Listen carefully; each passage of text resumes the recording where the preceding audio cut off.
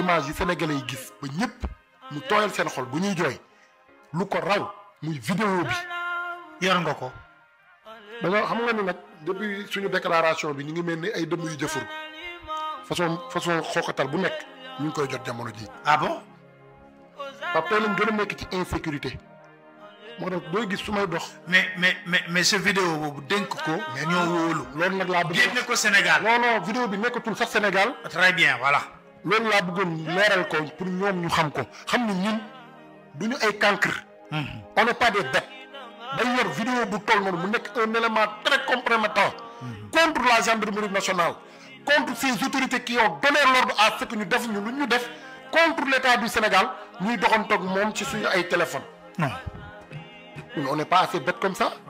Vidéo boobu Juan Branco vidéo bi mi ngi ci taabalam.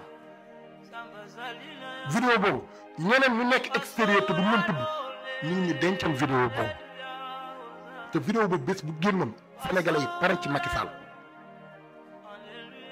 ay vidéo boo xamante ne da ngay gis ay homme de tenue ngay gis seeni ay kanam ñuy wax kooku kuy filmer daf ma filmer ba si yàgg jël leen ñoom ñëpp continuer waat di ma filmer kenn ci gendarme yi ñu rayal wóoral comme de nag di wax nañ damm tànk yi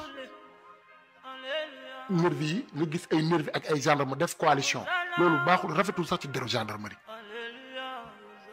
def coalition taxaw un étudiant un citoyen sénégalais désarmé sans défense nga liggéeyate ko par derrière nga xamante ne dañoo am accès total ci sama jëmm def ma nu ñu ma def moo tax doo dégg ci ñoom mukk kuy sañ a weddi ne torture